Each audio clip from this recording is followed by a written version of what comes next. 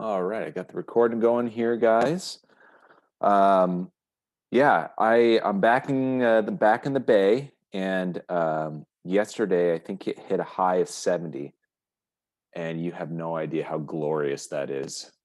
When I'm not really eager to get to the gyms right now. The gyms in Idaho are open, but a lot of people don't wear masks when they're supposed to, and I'm just trying to be cautious for my family and such. But um, So I've been running outside, and I have to tell you, running outside in the morning in Idaho when it's 24 degrees outside, that is brutal.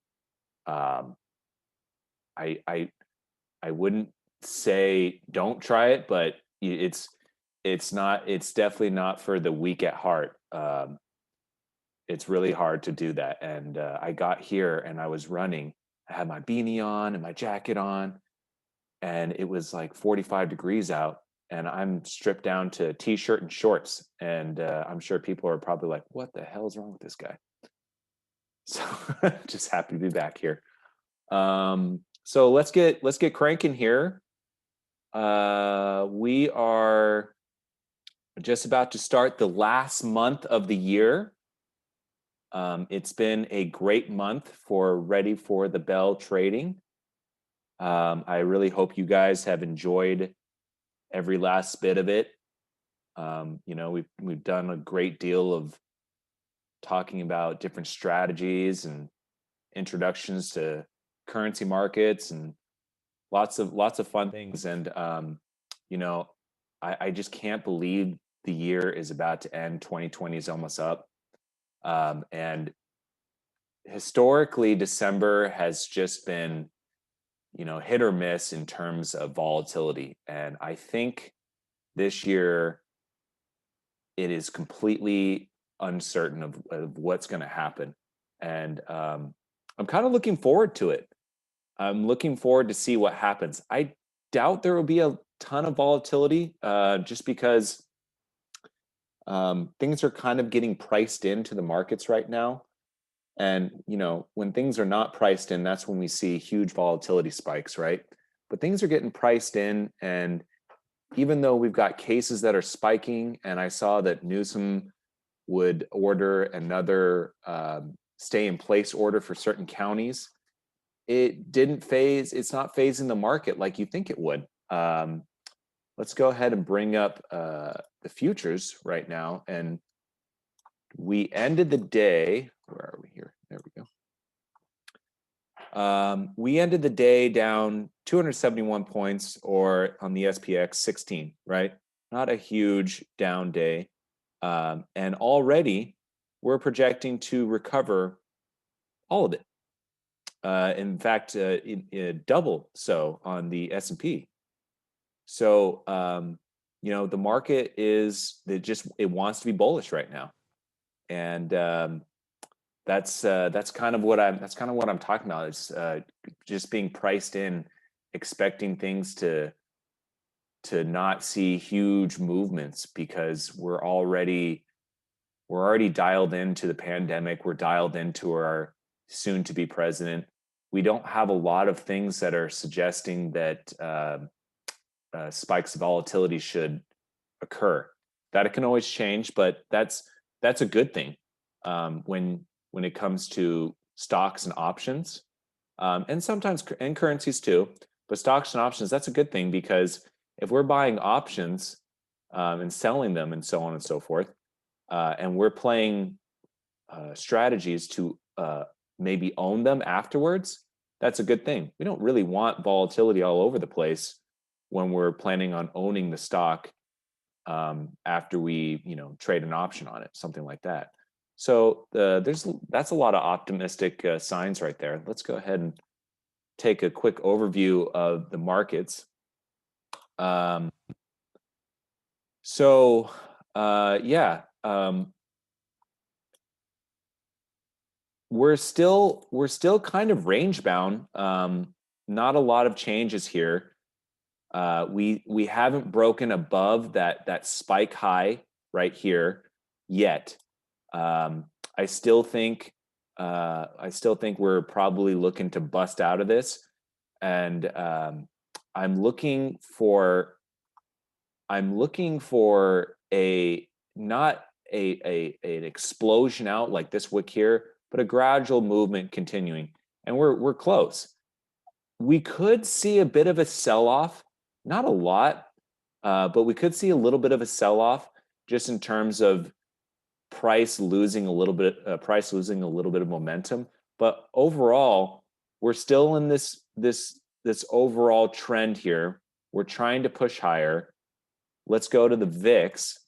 The VIX is staying nice and tight here. Let's get rid of this from the last one. VIX is staying tight. We're down at these low levels.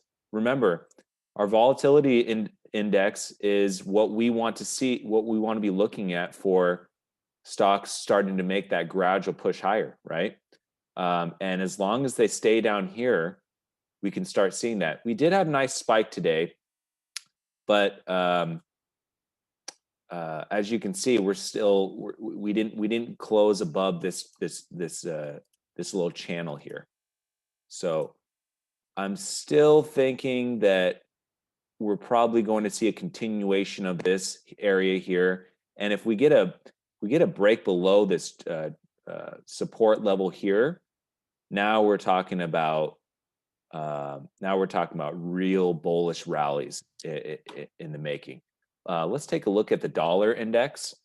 I kept telling you guys over and over, this is our leading indicator, and we need to see breaks of this. And I was on the fence about being bullish anything until we got a break, because it wasn't breaking. Stocks were going higher, but it wasn't breaking. Well, now we got a break. Now we can see that that momentum is starting to make its push. So this doesn't necessarily need to dive. Okay, we don't need to see this thing just start tanking. It's an index, right? If you go all the way back to, this is 2018. This is when there was a ton of volatility in the markets, and you can see it's not that much further from where it is right now, right? So we just need to see this thing gradually making a downward trend to give us an indication that stocks are bullish. So we've got crosses over here. Nothing's really changing. We've broken that support level. This is all good indicators for what we should expect in terms of continuation.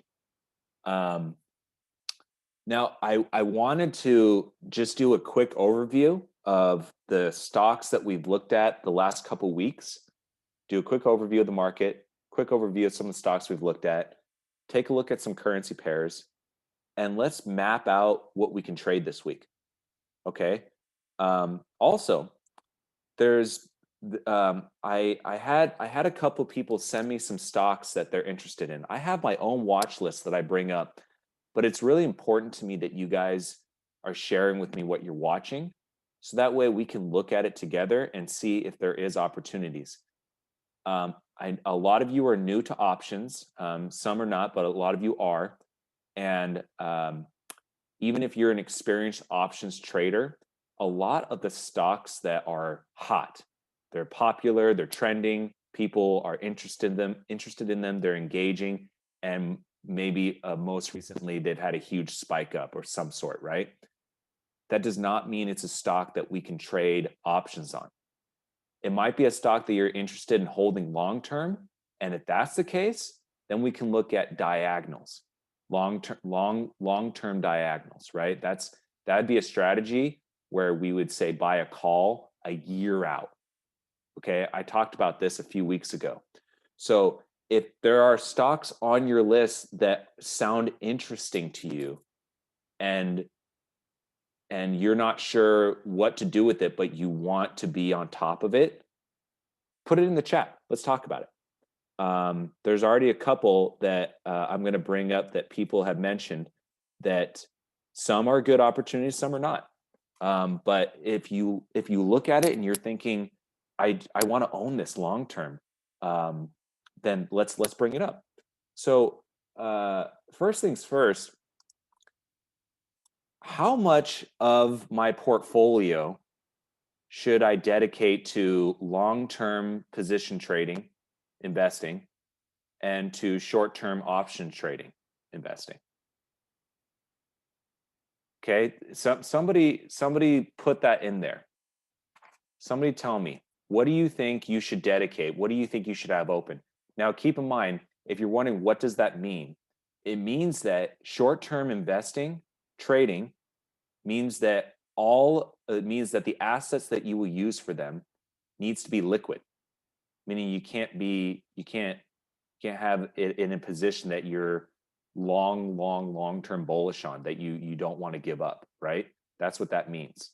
So sometimes ETFs, maybe some positions like Apple, Amazon, et cetera, that you bought several years ago that are doing really well. Maybe you don't want to let go of those. Whatever it might be, especially ETFs that are sector related. Those are definitely positions that you hold on to long term. So the stuff that you're not planning on holding to long term, that's what we think about with short term. So what do you think the percentage should be allocated to short term investing? If you have a 100%, if your portfolio starts at 100%, you think of that pie chart, right?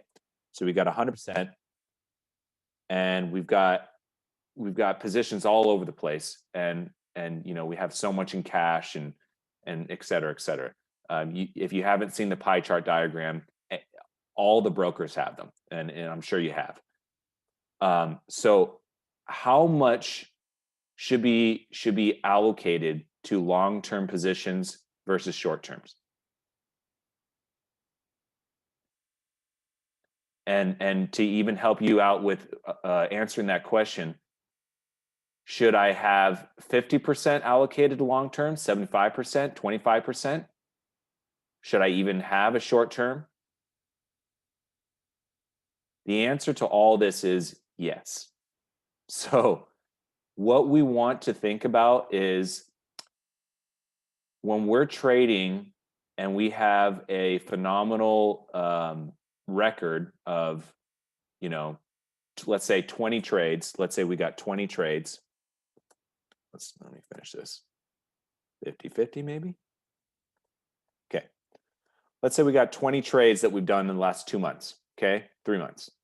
And let's say 75% of them were winners, or let's just say 15% of them were winners, okay?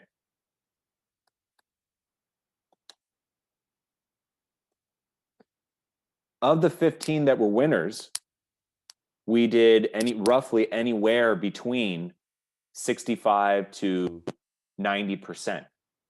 Okay, so on an individual trade, depending on how much we risked, if we risked $100 to make, or sorry, $1,000 to make $500, and we did 75% of that. Okay, so 375, right?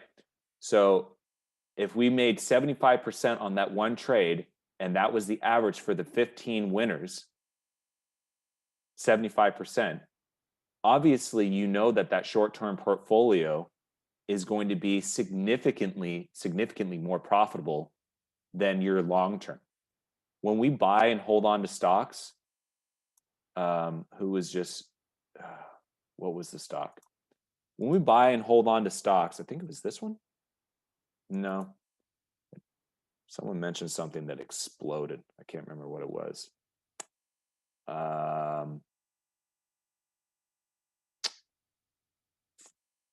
It'll come to me. What was it?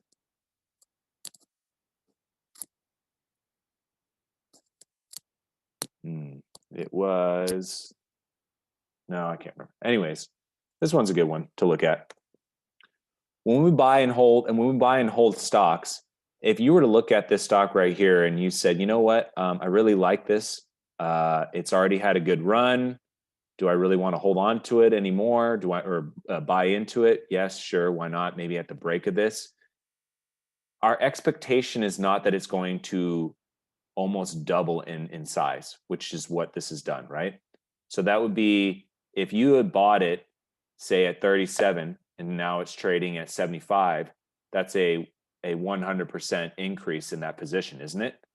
Well, long-term positions we're not looking for that to happen, are we? We're looking for this to do well over a period of time. Like even making 25% on that in 1 year would be phenomenal. You know, the average portfolio when you invest with an investment advisor generates between 6 and 9% year over year.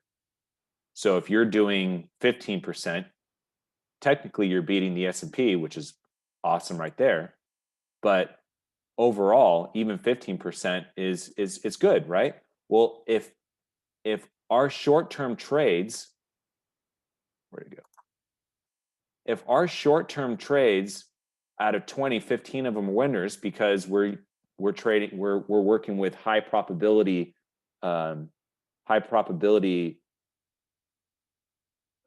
systems here. We're working with strategies that are higher probability. So that is what we want to see. We don't want to see out of 20 trades, we don't want to see 15 losers. We want to see more like 15 winners, right?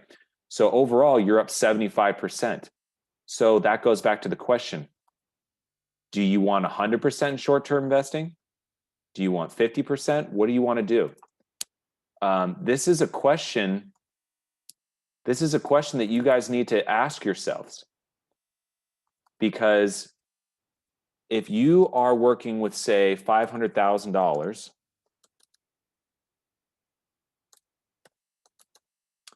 if you're working with $500,000 and your whole portfolio is working with short-term investing, right? And you were doing 75% returns, what does that equal?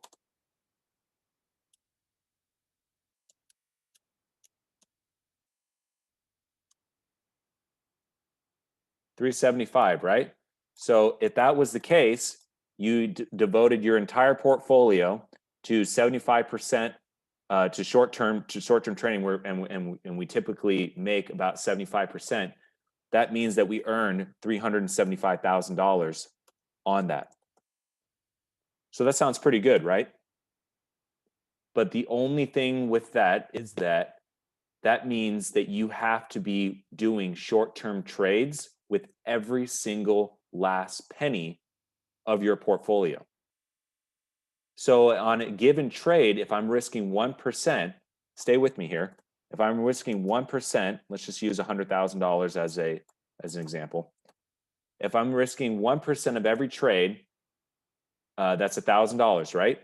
So that means to trade that entire portfolio in a short-term manner, we'd have to have 100 trades going at any given moment, roughly, right?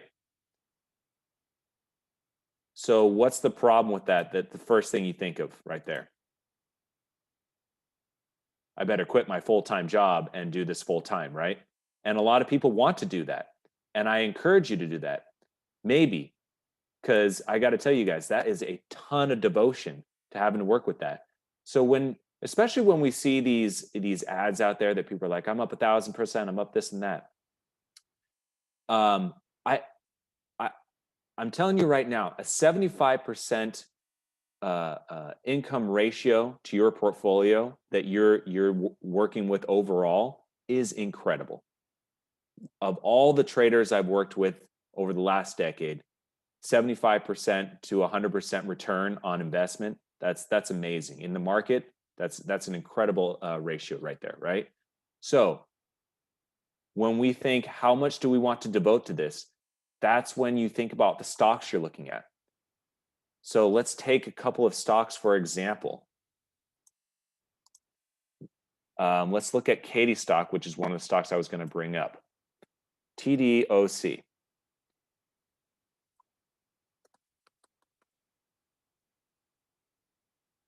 Okay. So this stock, if you're not familiar with it, is about virtual. It's basically about virtual healthcare for doctors, being able to do all of their procedures, practices with patients virtually. So no shocker that this thing is doing extremely well, right? But let's take a look at it in an optionable aspect, TDOC. Okay, so first off, it has a lot of options available. It's a very optionable stock, so that's good to see, right? We have good implied volatility here. Yeah, so actually. We want to see a little bit higher, but we have a lot of different calendar days we can work with for strikes, right? So let's just bring up the about a week out. Here's the problem with this one. And this is going to tie everything back into what I was saying with long-term versus short-term portfolio allocation.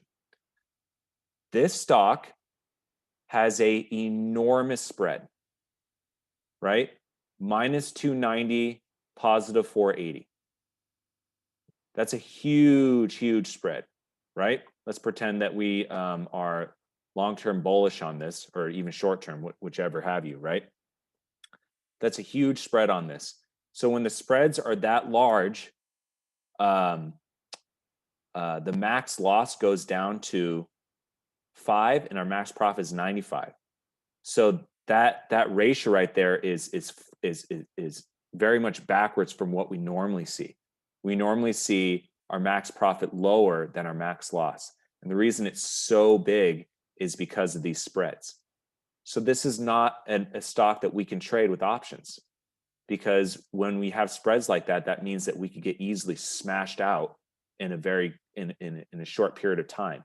We don't want to get into a trade that doesn't have high probabilities. Otherwise, we can look at these numbers. We can look at these numbers right here that I was putting out, 20 trades with 15 winners. Well, that's not going to happen if you're looking at spreads that are huge like that. So if we're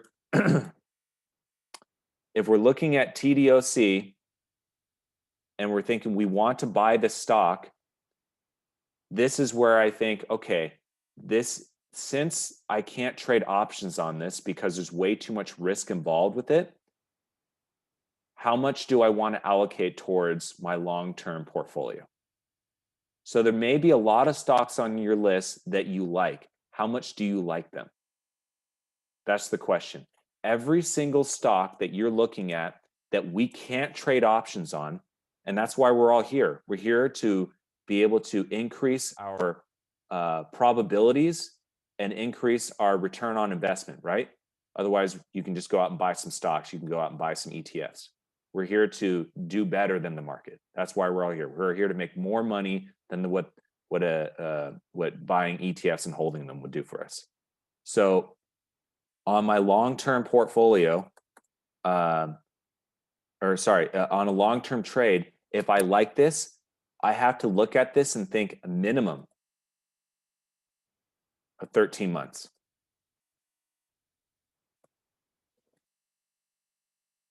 Okay, so if I like this stock, I now know I can't trade options on it without too much risk involved. Then I just look at this for technical aspects. I know that I want to own this. I want to own this for a minimum of 13 months. After that, I can get rid of it. That's okay. The reason we choose 13 months is because long-term capital gains. Don't ever forget that, okay? We want to bring that percentage to Uncle Sam as low as we can. Otherwise, we better be expecting huge returns on it. I don't want to be giving Uncle Sam, I want to give Uncle Sam as little as possible unless my return on the original trade is nice, like 75%, right?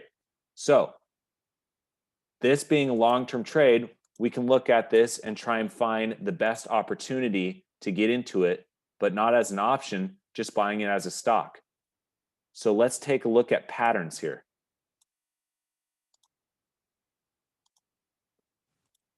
Okay. What I'm doing right now is I'm looking for channels that are uptrending. And what I've done here is I've drawn support. And I talked about this last time. And what was the pattern that I talked about last time? Can anybody remember the pattern?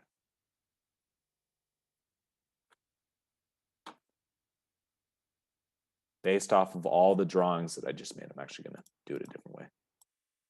What was one of the patterns that I talked about last time? I'm going to hammer this in with you guys until you dream about it. Not even kidding. I want you guys to just dream about it. I want you to send me a message and say, Kevin, I dreamed about bull flags. I'll be like, that's awesome.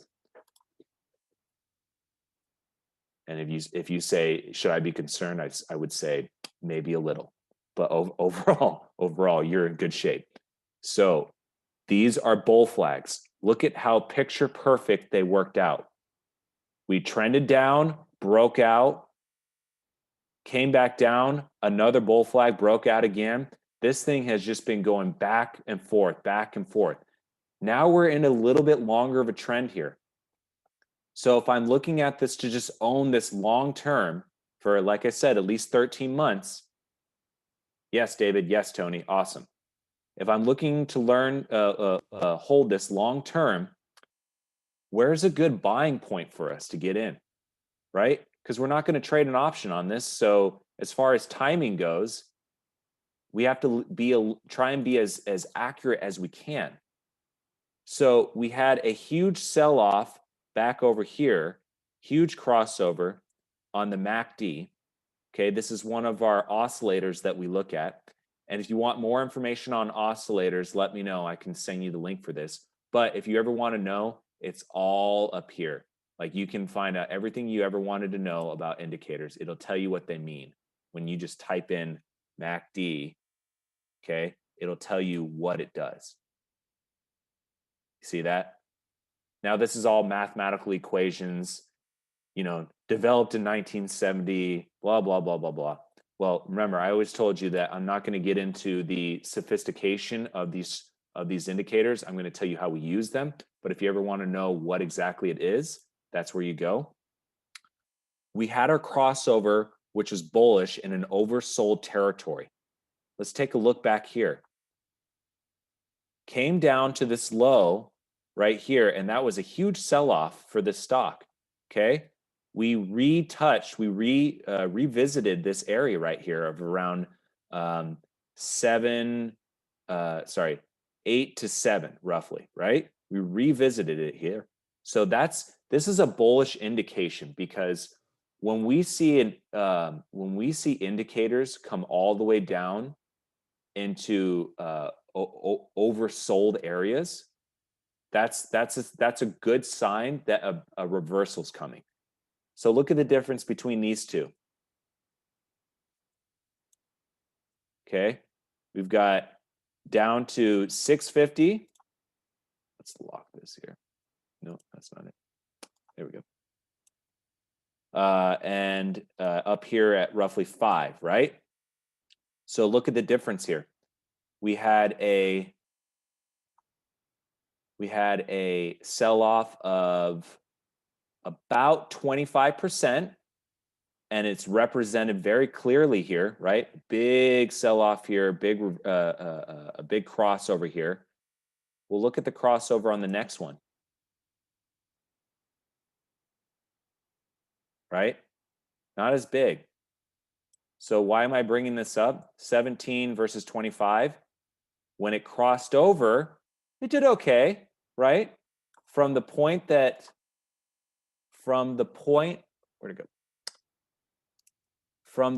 it crossed, let me circle that for you so you know exactly what I'm talking about. From the point that the MACD crossed, this oscillator, okay?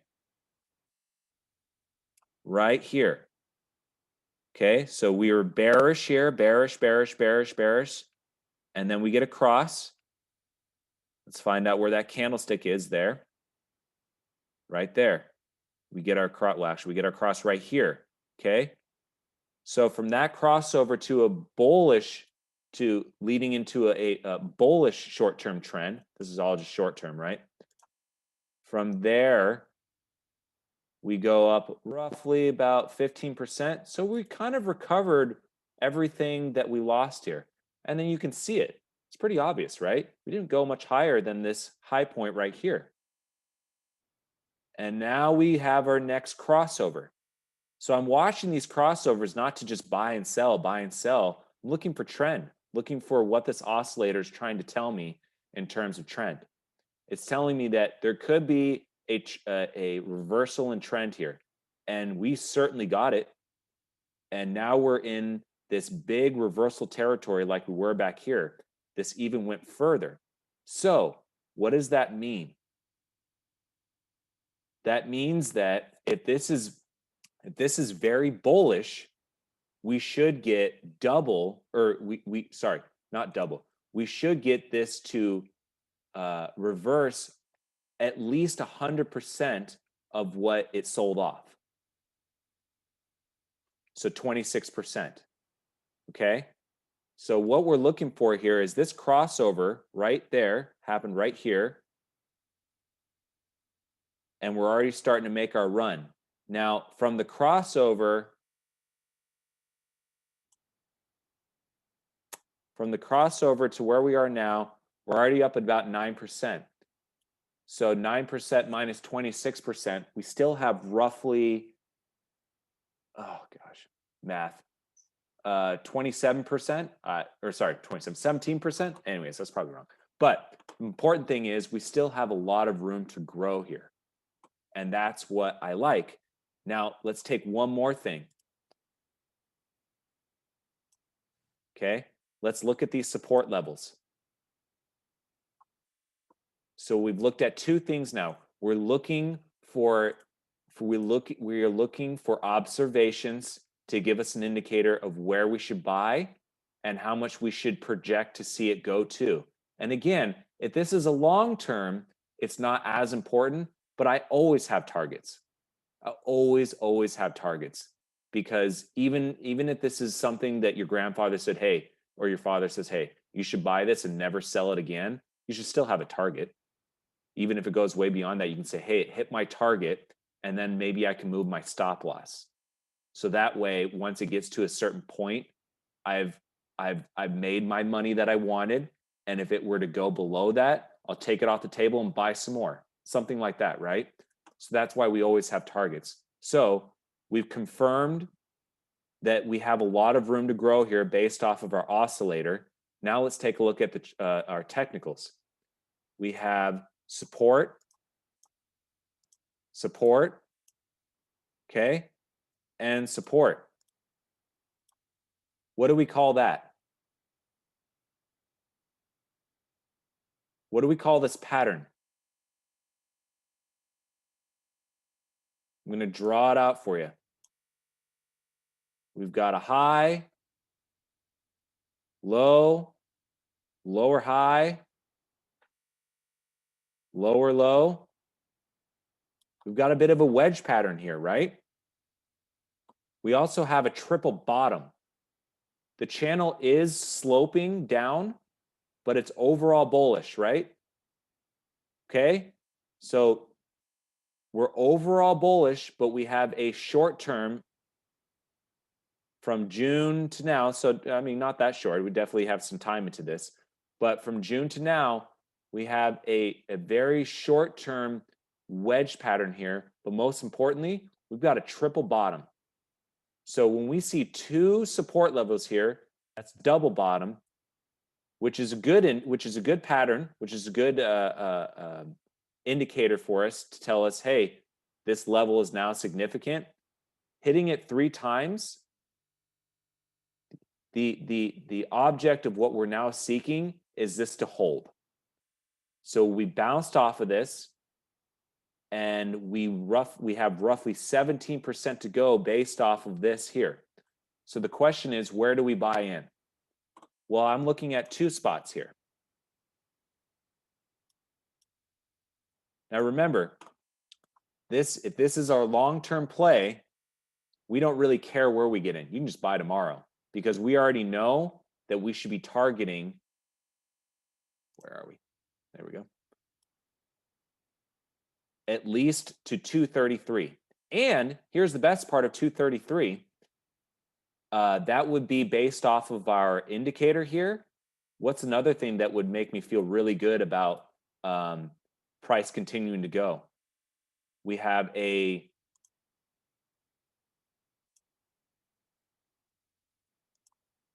resistance level here and one more here, right? If price breaks above this, it will probably continue its trend here. we're getting a little stuck in this channel, this wedge.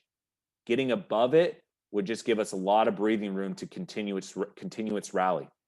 So if I was looking for an entry level, I might look for this support level right here of about 189. If I'm trying to be very specific on where I want to enter this position. If I'm looking to hold this for a long time, you can go ahead and get bullish right now. But here's the big question: where are we going to put our stop if we're not planning on holding this forever? If our father, grandfather didn't say, buy this and hold it forever.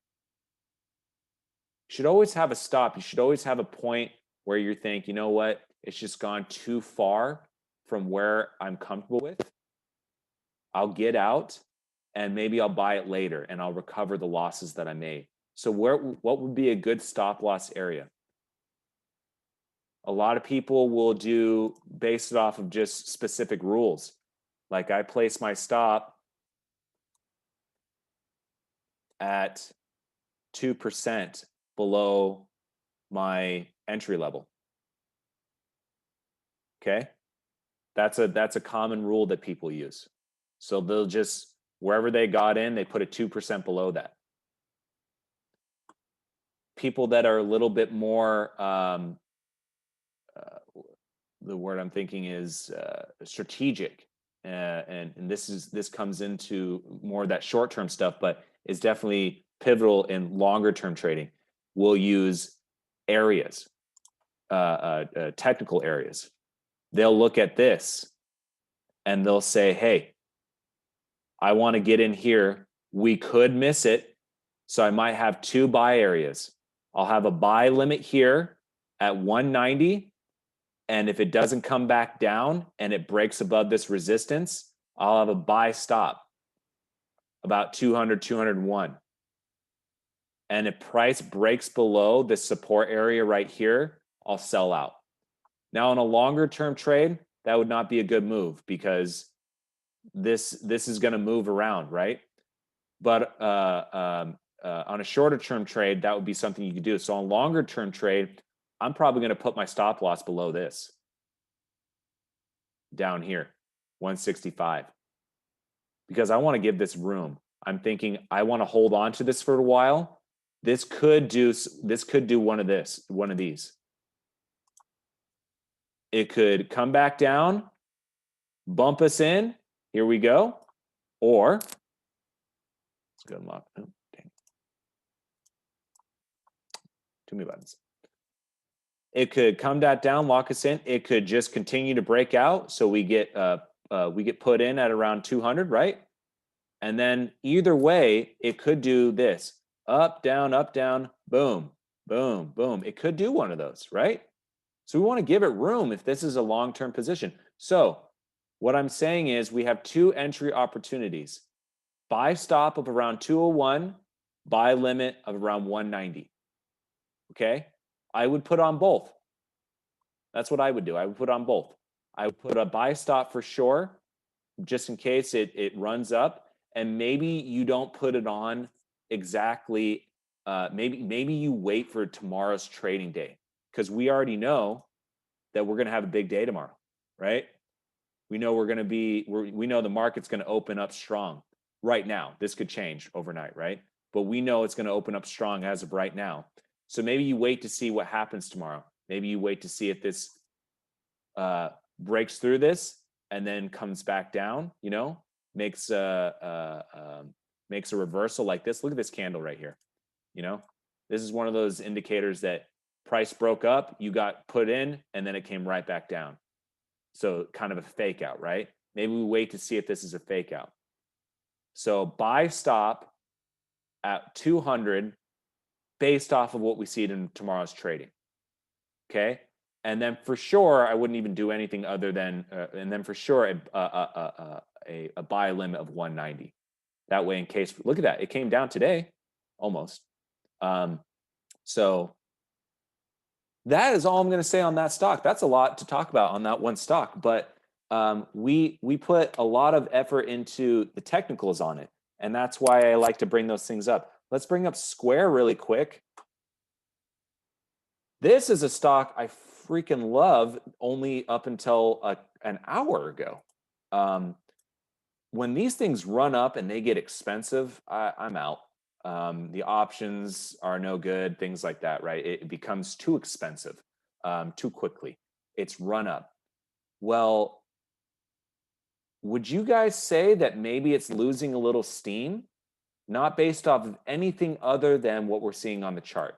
Forget what we know about technology, the pandemic, anything. Let's just look at technicals.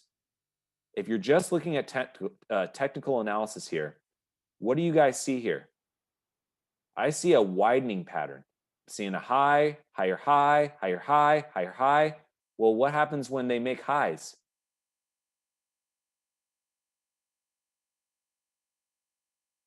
They bounce off of them, right?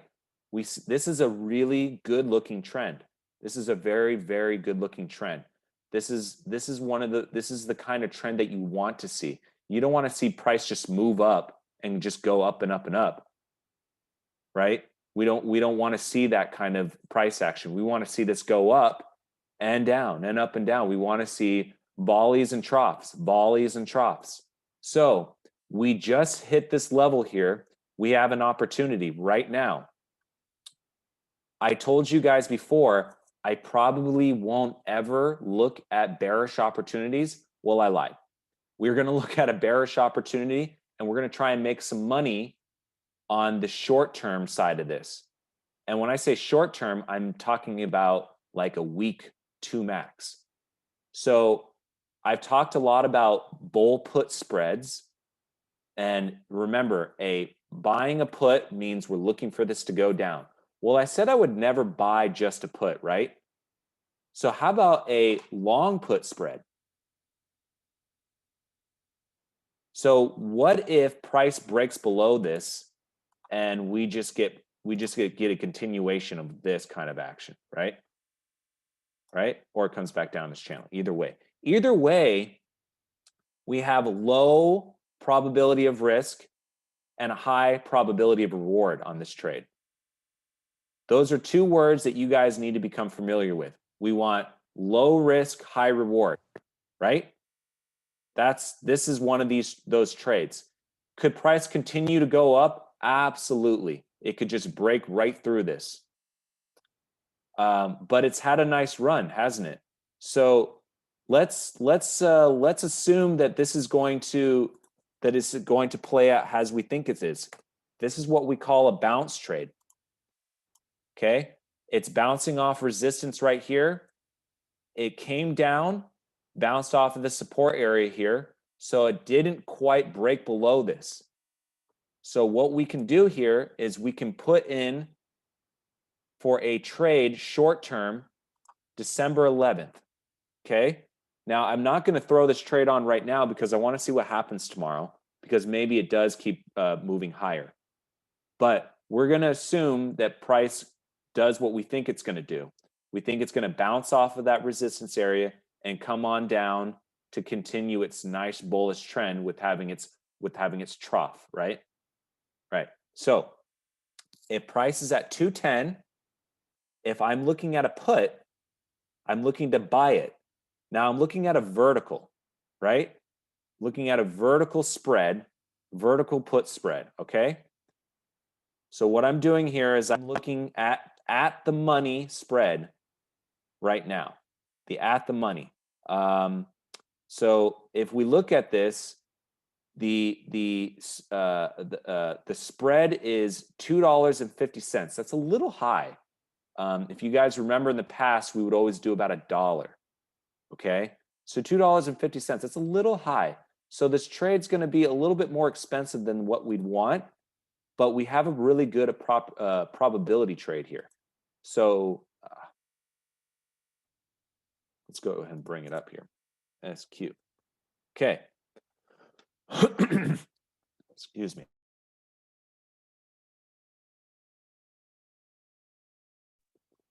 Okay, sorry about that. Okay, so we're trading at 210, right? Put, we want to see this come down, so we're going to look at buying the at the money. So that's where we would right click here and we would hit buy, okay? and we would do deep and wide, 1 month, 1 strike vertical. Okay. So we're still at 2.5, and we're going to just stick with that, right? So at 2.5, we're getting paid, or sorry, we got to pay 158. Well, that's a little expensive. Now remember, the last strategy we get paid. On this one, we have to pay, right? So what happens if I reduce that a little bit?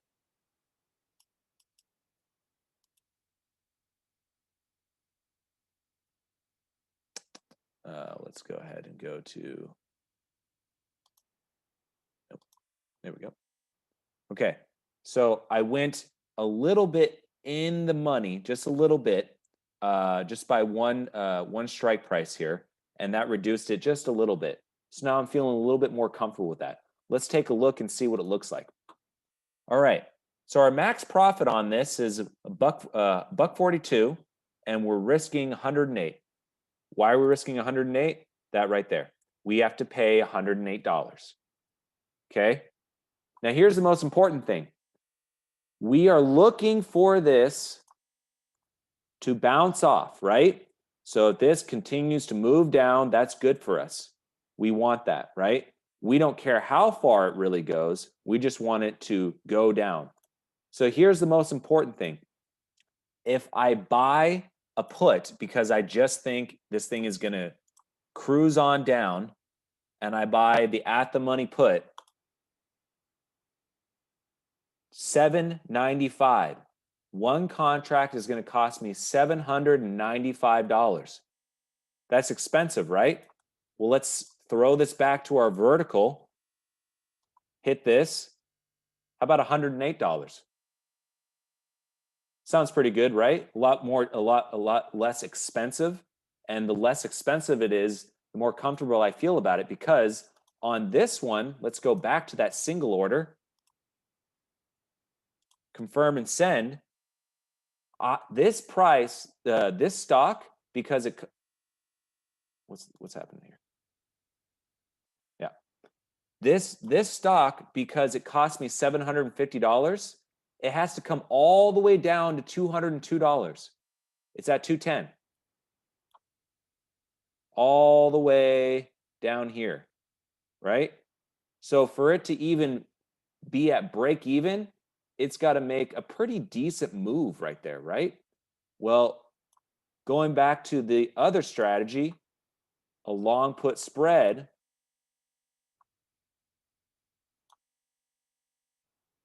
this thing only has to go down to 208. So the margin of room of error is far, far, far more forgiving. Does that make sense, everybody? David, how are premiums for options determined and set? Is it possible to analyze premium price to make an options call?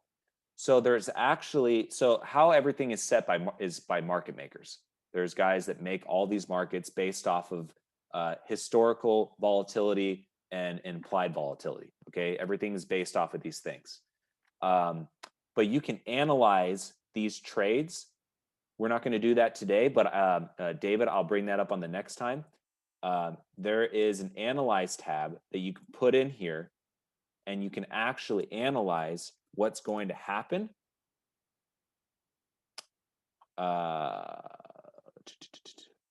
Okay. These are simulated. This is all simulated. You can actually look at this and figure out what's going to happen in terms of when price goes from, we're looking at the stock of Square. If price were going to go down to $200, we can expect the delta to be at, X, Y, and Z, et cetera, right? So that's how you can analyze all those things. So we can look at that another time, which is something that we want to do. We want to check to see what the stock could and couldn't do, what it might do. That's all probability of what could happen. It doesn't mean it's going to happen. So thank you for bringing that up, because I think we should do that at some point, because you guys do need to see what these trades look like. In fact, I'm going to show you an example once I'm done with this. So, and David, does that answer your question, at least part of it? I'll let you answer back. Okay, so thank you. I noticed Zoom's premiums changed throughout the day in the past few days. Okay, we'll bring up Zoom in just a second. Please remind me. So we are not going to put this in right now. One, because the market's closed, so it wouldn't even go through. And two, because we want to see what happens. We know the market's going to rally tomorrow. We know we need this thing to stay down. Where do we need to stay below, guys? $208.92, right? We need to stay below that. If we're right,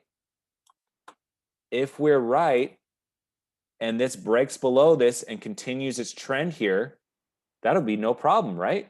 Well, it's a high probability trade. That's why we're using these things. We have much more forgiveness. So this is a trade that I'm definitely going to be looking at tomorrow, and I'll put out an alert on it, okay? So Square, this is a great opportunity for a long put spread. Zoom. I noticed Zoom's premiums changed throughout the day in the past few days. So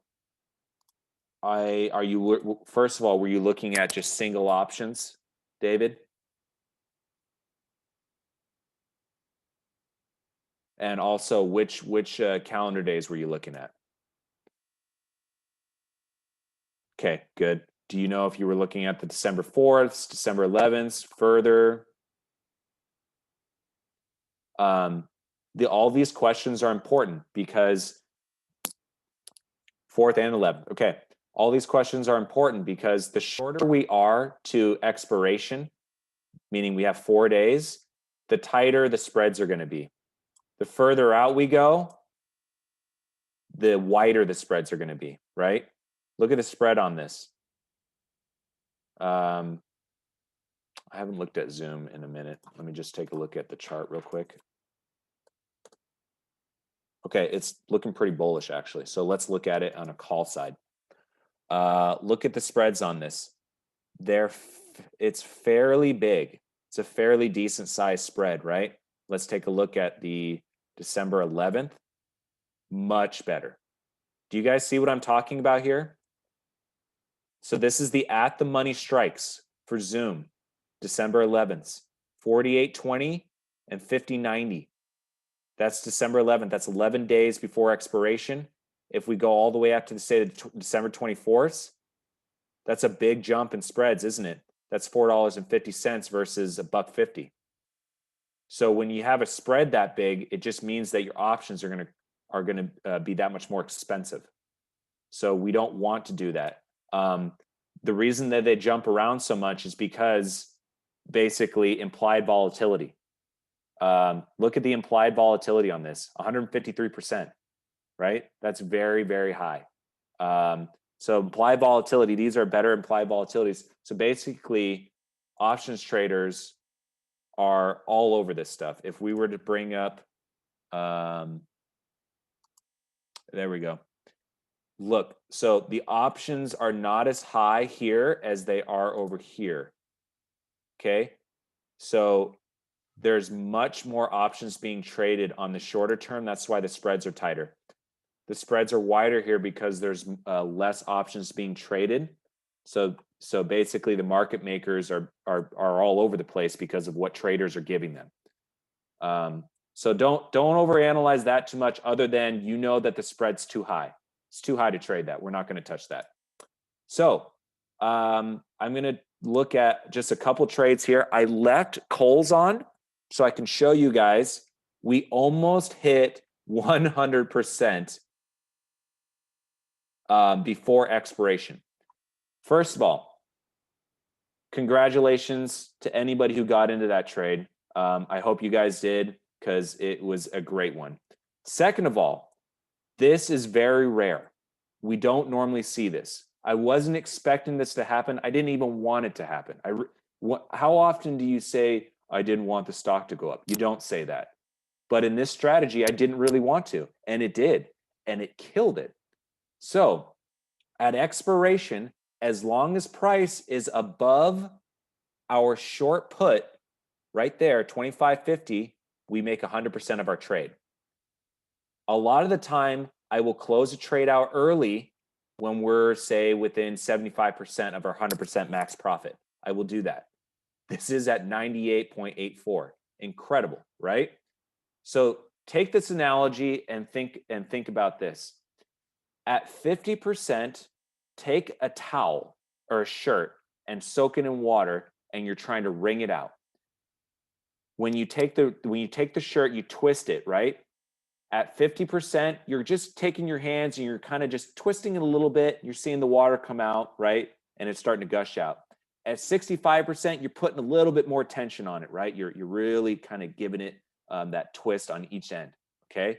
At 75%, now you're starting to put in some bicep action. You're really pushing, okay? Now we're really twisting. At 100%, you're taking that bad boy, you're wrapping it around the pole, and you're probably destroying the shirt to get every drop of water out of it. So to get to 100% is very, very difficult. So we're shooting for 65, 75%. We went well over that. I would have closed this, but I wanted to show you guys as an example. At this point, I'm just going to let it go because we only have 4 days, and the chances of Kohl's, you never know, chances of Kohl's coming all the way back down to here is pretty slim, right? If you guys would agree with me on that, I doubt it. It could happen, but I doubt it, right? So I'm going to let it expire, worthless, and I make whatever I make. I don't know how much I'm going to make. $400, I think. Anyways, wanted to show you guys that. That's how that trade is working out. Now this one is still in play. And what did I just talk about? 65 to 75%.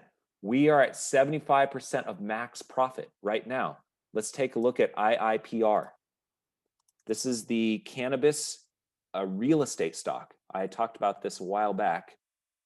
Okay, look at this. This is beautiful. It just is not doing anything. And that's what we want with this stock. We want it to do nothing or go up. We don't care. That's why we like bull put spreads. Okay, that's one of the reasons we like the strategy. However, how much time do we have left on this? We've got 18 days. That is a lot of time, isn't it? So if I sold the 135 put right here, if I sold the 135 put, I need this thing to stay above 135.50, roughly. Let's just say 136. Well, I have 18 days. Are you guys seeing what I'm seeing here? Seeing a wedge pattern. There's a probability that this thing could break through it. Let's measure how much it is. Really nailing in these technical analysis patterns for you guys. This is roughly 15% or $21. So we can expect this thing to move roughly $21. So that's all the way down here. So that would go way beyond my short put, wouldn't it? Right? So I'm at 70% of max profit. I'm not going to be greedy. I'm going to go ahead and close this early. I don't want to give this the opportunity to make that move and lose money. Okay? So this trade turned out very well. We're going to make 70% of our max profit, or on 2 contracts, we are making $210. Sounds pretty good, right? So we've got 2 trades that have gone very well. Netflix is still doing good. It's at 70%. This has 11 days to go. So it's getting a little closer. But I'm kind of happy with this. I think it's hovering very well. This is a stock that has a lot of opportunities for just trading options because it's just hovering. Pandemic's not going anywhere over the next couple months, right? So that means people are still going to be watching their Netflix shows. So that means it's probably not going to break through, right? Unless Amazon and Apple decide to totally squash Netflix with some crazy new streaming service. Doubtful. So we're going to just leave this trade going because remember, If we let this expire worthless above our 462.50 put, we make 100%. So I'm confident that this can continue to stay above that 462 area. Okay, you guys, we talked a lot about a new strategy today, about long-term positions, and some really good stuff on technical analysis. So if you weren't looking at TDOC, I bet you are now. This is going to be a good opportunity for a long-term position, not at all for trading options. So really good opportunity for long-term position. Keep your eye on these levels here, and then Square. Be on the lookout. This trade is happening, you guys. It's going to be. I think it's going to be a good trade. I think so. So we have a low probability of risk, and that's good enough for me. Higher probability of reward. We want to find those opportunities and eat those up. I didn't have any time to talk about currencies today, so we will attack those later. Really quick, did everybody get a chance to get Oanda and MetaTrader up and running? I know I probably asked you guys that like 100 times, but while you're getting back to me, David, good. I'm really happy that we looked over some of these things today, because I know that unless you've been trading options for years, it's just not natural to look at stocks that are optionable, right? You're looking at stocks that look intriguing to you. You're looking at stocks that are trending, that you like, right? That you have those biases on, and sometimes they don't have optionable opportunities, and sometimes they do. So just because it's not optionable does not mean you shouldn't pick it up. But if you're going to pick it up, be strategic. Look for good entry opportunities. Do that analysis that I did. Okay. I'm going to go ahead and stop the recording.